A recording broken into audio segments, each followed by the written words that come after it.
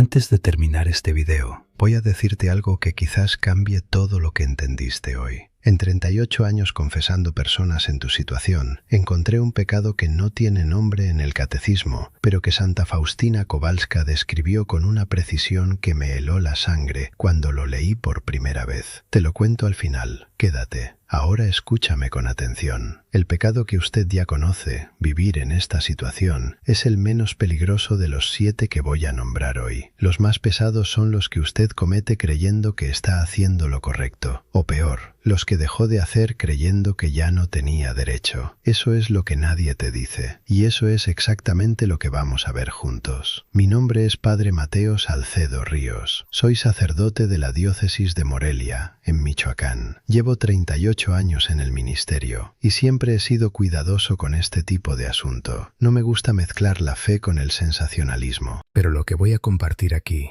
no es opinión mía. Es lo que los grandes santos y teólogos de la Iglesia documentaron durante siglos y lo que el Papa Francisco confirmó con documentos oficiales que la mayoría de los fieles nunca leyeron porque nadie se los explicó en la parroquia. Yo me pregunto siempre antes de hablar de estos temas, ¿lo entendería una abuela de rancho de Michoacán? Si la respuesta es sí, sigo adelante. Si no, busco otras palabras. Hoy la respuesta es sí. Tenía una tía, doña Guadalupe, en Pátzcuaro. Se divorció en los años 70. Volvió a casarse por lo civil con un hombre bueno, trabajador, que nunca le levantó la voz. Durante 20 años fue a misa todos los domingos, siempre al mismo banco, siempre al fondo, siempre con el mismo rebozo café desgastado. Nunca pasaba a comulgar. Un día, ya seminarista, le pregunté por qué no se levantaba cuando todos los demás lo hacían. Ella me respondió sin mirarme: Mateo, yo ya sé cuál es mi lugar.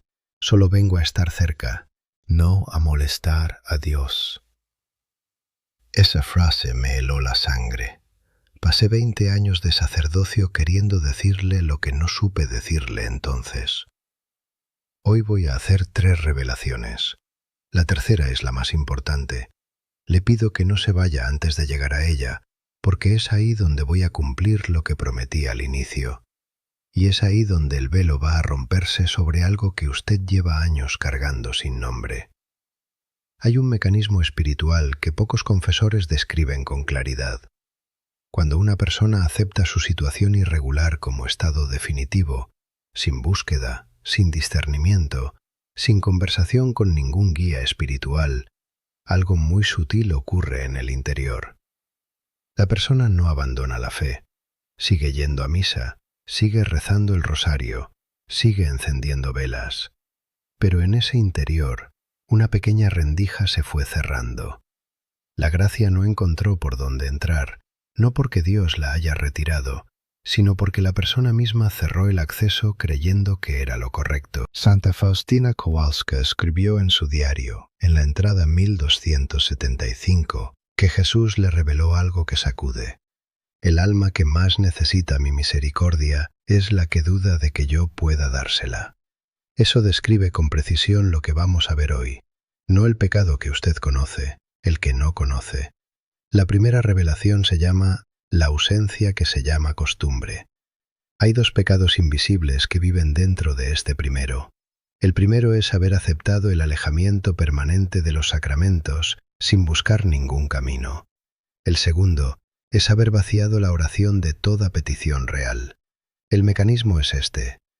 Cuando la persona en unión libre concluye que ya no puede comulgar, como si fuera un estado definitivo e inapelable, la oración cambia sin que ella lo note.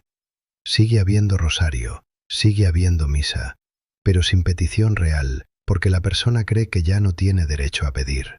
Es como un pozo que conserva el brocal y la cuerda, pero ya no tiene cubo. Los gestos están, los movimientos están, pero el deseo de subir el agua desapareció. Esa resignación espiritual, esa tibieza aceptada como humildad, es en sí misma un pecado que pocos confesores nombran porque se parece demasiado a la virtud. El Papa Francisco, en la exhortación apostólica Amoris Laetitia de 2016, capítulo 8, párrafo 305, Afirma que personas en situaciones objetivamente irregulares pueden estar viviendo en gracia de Dios y que la Iglesia tiene el deber de acompañarlas, no de declararlas simplemente excluidas. Millones de personas nunca recibieron esa enseñanza de su párroco. Mi tía Guadalupe nunca la recibió. Piense en doña Esperanza Villanueva, de 69 años, de Zamora. 14 años sin comulgar. Rosario cada noche. Cuando un director espiritual le preguntó qué le pide a Dios, respondió: «Nada, padre. Ya sé que no me toca pedir». Esa frase tardó 3 sesiones en corregirse. 3 sesiones para recuperar el derecho a querer. Aquí está la instrucción para esta semana. En su próxima oración, diga en voz alta estas palabras: «Señor, no sé cuál es mi camino, pero quiero encontrarlo». Solo eso, 7 días seguidos. No está pidiendo el permiso para comulgar, está pidiendo claridad. La resignación espiritual no se vence con entendimiento, sino con un acto de voluntad. Cuando la petición vuelve, la gracia vuelve a tener por dónde entrar. Usted va a pensar: «Pero si no tengo derecho a pedir». Eso es exactamente el pecado que acabo de nombrar. Porque el Padre Nuestro, que Jesús mismo enseñó, no dice «pidan los que están en regla», dice «pidan», sin condición, sin requisito previo. Antes de la segunda revelación, quiero pedirle algo. Si ya en este momento siente que este vídeo llegó a sus manos hoy por alguna razón, dele al botón de me gusta ahora mismo. No para mí, para decirle a Dios: recibí el mensaje. Y si quiere seguir teniendo compañía en su camino de fe, suscríbase. Aquí va a encontrar siempre un confesor que no la va a mandar a casa sin escucharla primero. Pero antes de la segunda revelación, que va a hacer que usted pare y respire profundo, quiero presentarle a alguien. Doña Esperanza Villanueva tiene 69 años. Vive en Zamora, Michoacán. Se divorció a los 38 cuando su primer marido la abandonó por otra mujer. Conoció a don Aurelio, hombre trabajador y tranquilo. Vivieron juntos 15 años, casados por lo civil. Don Aurelio murió hace 3 años de diabetes. Ella está sola ahora. Va a la parroquia de la Purísima todos los domingos a las 9. Lleva el mismo rebozo azul marino hace 12 años. Se sienta siempre al fondo, en el mismo banco. Cuando el sacerdote dice: «Acérquense a recibir el cuerpo de Cristo», ella baja la mirada y aprieta el rosario de madera que le dejó su mamá. La medalla de Guadalupe en el centro, ya desgastada de tanto rezar. Hace 9 años habló con el párroco anterior. Él le dijo: «Su situación es irregular». Nada más. Salió llorando y no volvió a buscar a nadie. En su cartera lleva una foto de ella y don Aurelio en la boda de su hija mayor. Los dos bien arreglados, sonriendo. A veces la saca mientras reza y le dice a Dios: «Señor, él era un buen hombre. ¿Cómo puede ser que lo nuestro estuviera tan mal?». La primera vez que doña Esperanza llegó al grupo de acompañamiento parroquial, me dijo algo que no he olvidado: «Padre, yo sé que estoy mal, pero si Dios me hubiera visto de verdad todo este tiempo, ¿me habría dejado tan sola ahora?». Ese dolor me llevó directo a la segunda revelación. La segunda revelación se llama la vergüenza que se llama humildad. Los pecados tercero y cuarto son estos: el silencio con el sacerdote creyendo que no hay que molestar, y la autoexclusión de la comunidad tomada como decisión propia y permanente. El mecanismo aquí es más sutil y más peligroso. La persona en unión libre, por genuino respeto a la Iglesia, decide no incomodar al sacerdote con su situación. No pregunta, no busca orientación. Lo hace creyendo que es honestidad consigo misma. Yo ya sé cuál es mi lugar. Pero esa decisión unilateral cierra la puerta a todo discernimiento posible. Es como una milpa cercada. El terreno sigue siendo fértil, la tierra sigue siendo buena, pero con la cerca cerrada nada entra y nada crece. La gracia no encuentra por dónde entrar, no porque Dios la bloqueó, sino porque la persona misma cerró el acceso, creyendo que así le hacía un favor a la Iglesia. San Alfonso María de Ligorio, doctor de la Iglesia y patrono de los confesores, escribió en su Teología Moral, en el tomo 3, que el penitente que se aleja del sacramento por vergüenza comete un pecado adicional al que quería esconder. El pecado de desconfianza en la misericordia divina. No es humildad evitar al confesor, es desconfianza disfrazada de respeto. Una mujer de 65 años llevaba 11 años sin hablar con ningún sacerdote sobre su situación, para no incomodar. Cuando por fin habló, el padre le preguntó, ¿por qué tardó tanto? Ella respondió, pensé que me iba a decir que no tenía caso. Él le dijo, eso es exactamente lo que el enemigo quería que usted creyera. Aquí está la instrucción. Y sé que va en contra de lo que siente. Haga exactamente lo opuesto de lo que siente. Esta semana, escriba en un papel su situación completa, cuando se casó, cuando se divorció, cuando comenzó su unión actual. Llévelo a un sacerdote. No necesita hablar de memoria. Entréguele el papel y diga solo, Padre, necesito orientación. Nada más. El resto es responsabilidad del sacerdote, no suya. Usted va a pensar, ¿y si el padre me trata mal como el anterior?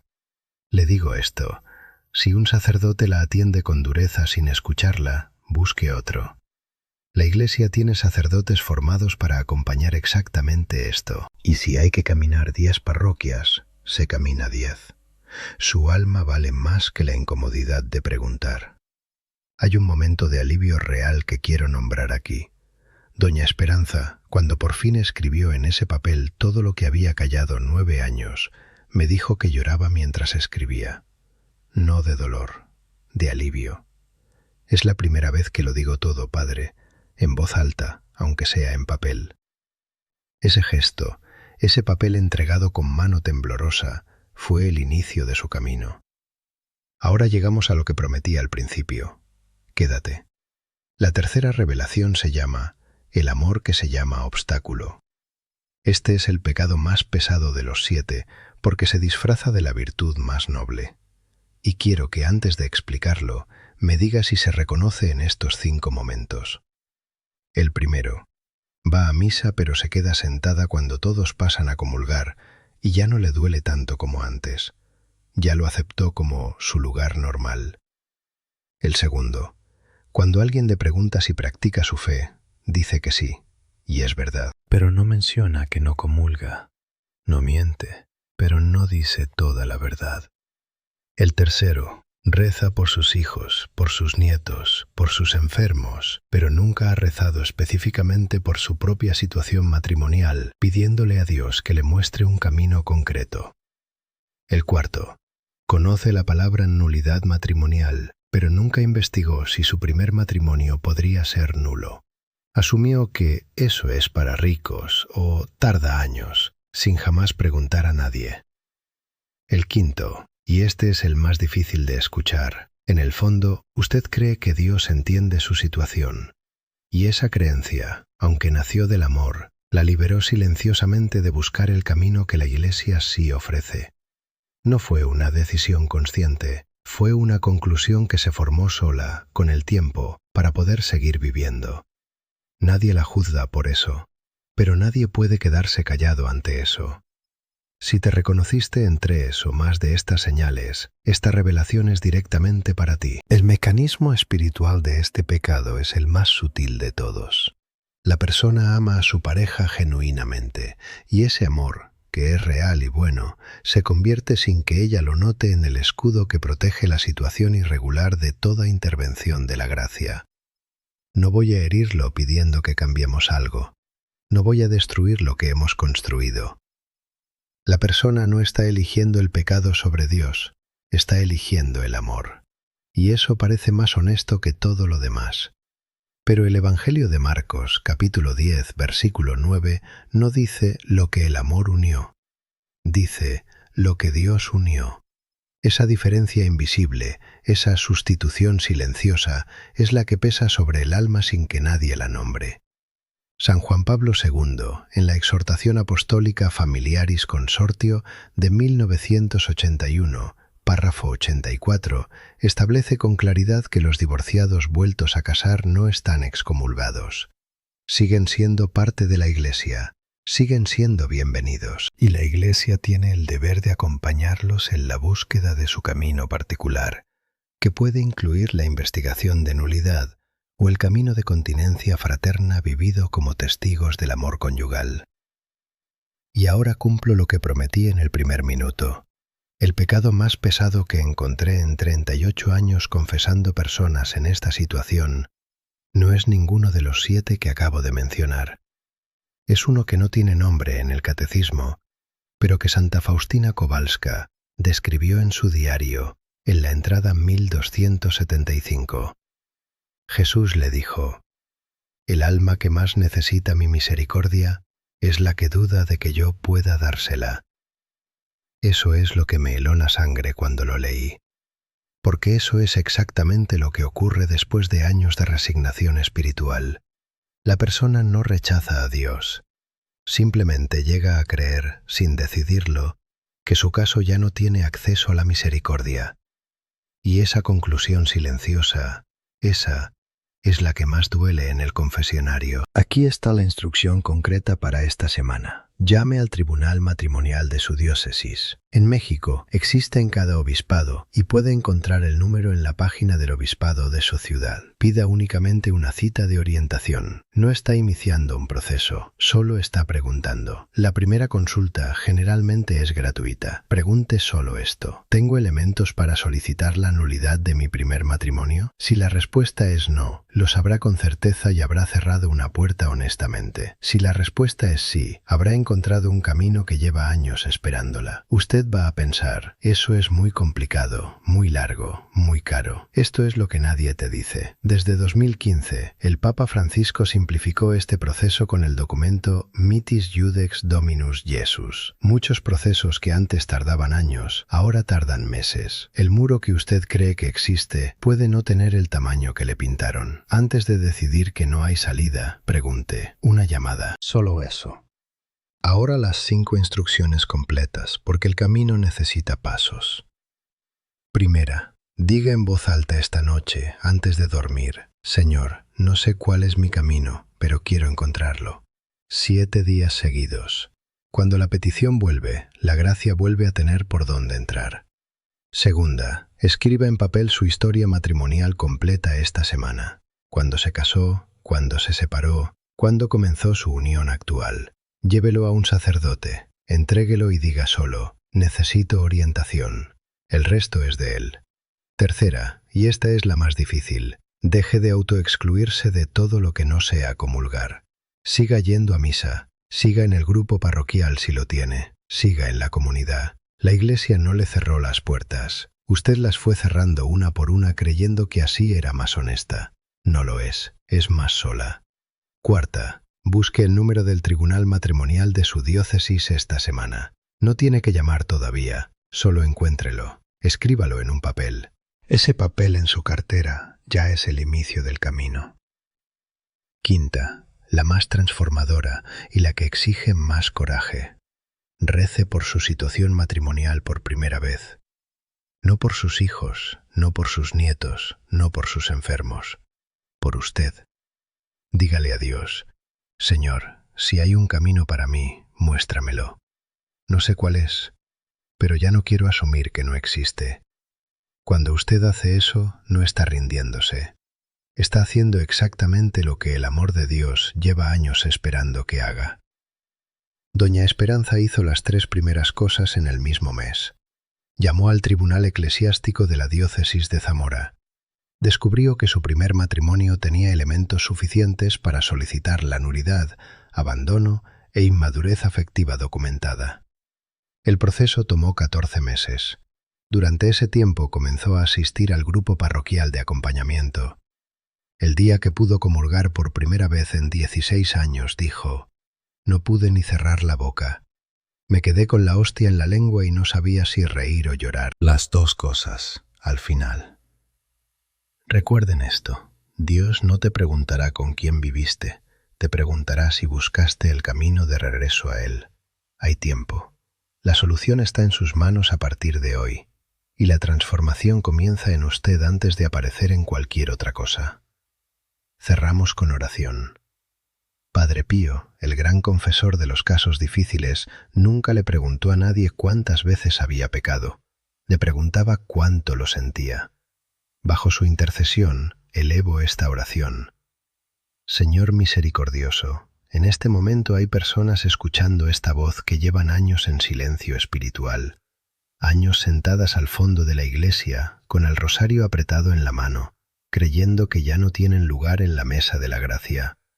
Cada persona que está aquí conmigo en este momento, Señor, tiene nombre, tiene historia, tiene un corazón que nunca dejó de buscarte aunque creyera que ya no tenía derecho. Tú que dijiste que el alma que más necesita tu misericordia es la que duda de que puedas dársela, acércate hoy a cada una de ellas con una precisión que ningún sacerdote puede igualar. Abre el camino que ellas no ven. Muéstrales que el muro que imaginan puede ser mucho más pequeño de lo que les dijeron, y que si hay un paso posible, dales la valentía de darlo esta semana. Te lo pedimos bajo el manto de Nuestra Señora de Guadalupe, que apareció a Juan Diego no en el templo, sino en el cerro, no a los que ya estaban en regla, sino al que tenía miedo de no merecer. En el nombre del Padre, del Hijo y del Espíritu Santo. Amén. Que Dios los bendiga abundantemente, que la Virgen de Guadalupe los cubra con su manto, y que esta noche duerman un poco más tranquilos que antes de empezar este vídeo. Si este vídeo tocó algo que llevas años cargando en silencio, el me gusta que vas a dar ahora es tu amén. Es tu manera de decir, esto también es mi historia. Y si conoces a alguien, una hija, una hermana, una comadre, que cree que Dios ya no la escucha por cómo está viviendo, comparte este video. Quizás tú seas hoy el instrumento que ella necesitaba. Quédate con Dios.